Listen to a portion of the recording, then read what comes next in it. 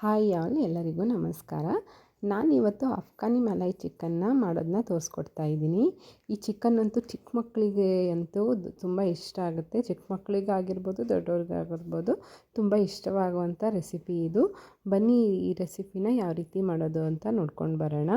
ನಾನಿಲ್ಲಿ ಮೊದಲಿಗೆ ಒಂದು ಮಿಕ್ಸಿ ಜಾರ್ನ ಇಟ್ಕೊಂಡು 4ರಿಂದ 5 ಹಸಿಮೆಣ್ಸಿನ್ಕಾಯಿನ ಹಾಕ್ಕೊತಾ ಇದ್ದೀನಿ. ಒಂದೆರಡು ಮೀಡಿಯಮ್ ಗಾತ್ರದ್ದು ದೊಡ್ಡ ಈರುಳ್ಳಿನ ಕಟ್ ಮಾಡ್ಕೊಂಡು ಹಾಕ್ಕೊತಾ ಇದ್ದೀನಿ. ಒಂದು ಸ್ವಲ್ಪ ಅರ್ಧ ಹಿಡಿಗಿಂತ ಒಂದು ಚೂರು ಕಡಿಮೆ ಆಗೋಷ್ಟು ಪುದೀನ ಸೊಪ್ಪು, ಕೊತ್ತಂಬರಿ ಸೊಪ್ಪನ್ನ ಸೇಮ್ ಪ್ರಮಾಣದಲ್ಲಿ ತೊಗೊಂಡು ಹಾಕ್ಕೊತಾ ಇದ್ದೀನಿ.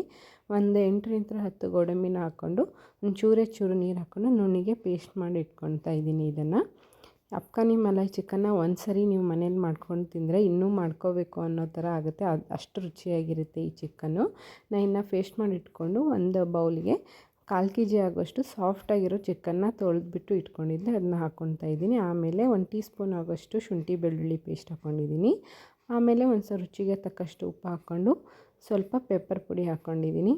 ಆಮೇಲೆ ಸ್ವಲ್ಪ ಮೊಸರನ್ನು ಹಾಕ್ಕೊಳ್ತಾ ಇದ್ದೀನಿ. ಮೊಸರು, ಸ್ವಲ್ಪ ಚಾಟ್ ಮಸಾಲ ಹಾಕ್ಕೊಳ್ತಾ ಇದ್ದೀನಿ. ಇವಾಗ ಚಾಟ್ ಮಸಾಲ ಹಾಕ್ಕೊಂಡು ಸ್ವಲ್ಪ ಗರಂ ಮಸಾಲ ಹಾಕ್ಕೊಂಡು ಇದು ಅಮೂಲ್ ಫ್ರೆಶ್ ಕ್ರೀಮ್ನ ಹಾಕ್ಕೊಳ್ತಾ ಇದ್ದೀನಿ.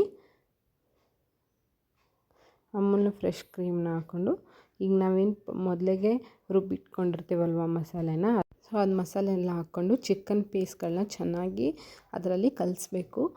ಒಂದೊಂದು ಚಿಕನ್ ಪೀಸ್ಗಳಿಗೂ ಅದು ಮಸಾಲೆ ಚೆನ್ನಾಗಿ ಹಿಡಿದ್ರೆ ಟೇಸ್ಟು ತುಂಬ ಚೆನ್ನಾಗಿ ಬರುತ್ತೆ.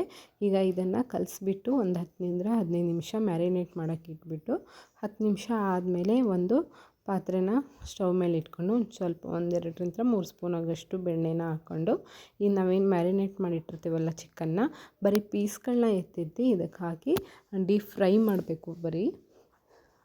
ಚೆನ್ನಾಗಿ ಫ್ರೈ ಮಾಡಬೇಕು. ಒಂದು 10ರಿಂದ 15 ನಿಮಿಷ ಚೆನ್ನಾಗಿ ಫ್ರೈ ಮಾಡಿದರೆ ಚಿಕನ್ ಬೆಂದೇ ಹೋಗುತ್ತೆ. ಚೆನ್ನಾಗಿ ನೋಡಿಕೊಂಡು ತಿರುಗಿಸ್ಕೊಂಡು ಚೆನ್ನಾಗಿ ಡೀಪ್ ಫ್ರೈ ಮಾಡಬೇಕು.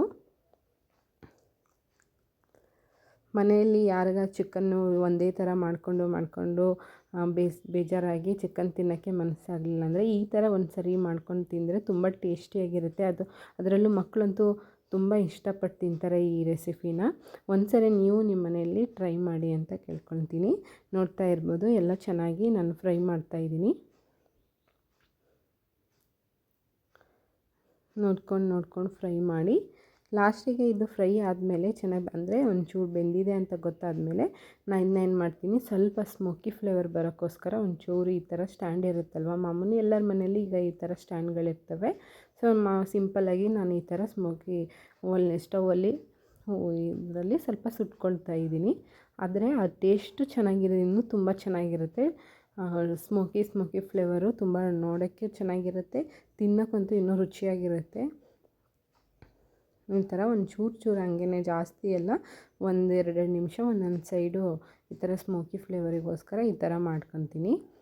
ಈ ಥರ ಎಲ್ಲ ಪೀಸ್ಗಳನ್ನೂ ಈ ಥರ ಮಾಡಿಕೊಂಡು ನಾನು ಒಂದು ತಟ್ಟೆಯಲ್ಲಿ ಎತ್ತಿಟ್ಕೊಂಡು ಲಾಸ್ಟಿಗೆ ನಾನು ಮೊದಲೇದಾಗೆ ರುಬ್ಬಿಟ್ಕೊಂಡಿರ್ತೀನಲ್ವ ಮಸಾಲೆನ, ಆ ಮಸಾಲೆನ ಈಗ ಅದೇ ತವಕ್ಕೆ ಈಗ ಇನ್ನೇನು ಫ್ರೈ ಮಾಡಿದ್ವಲ್ಲ ಅದೇ ತವಕ್ಕೆ 1 ಸ್ಪೂನ್ ಆಗೋಷ್ಟು ಬೆಣ್ಣೆನ ಹಾಕಿಬಿಟ್ಟು ಆ ಮಸಾಲೆನ ಹಾಕ್ಕೊಳ್ತಾ ಇದ್ದೀನಿ.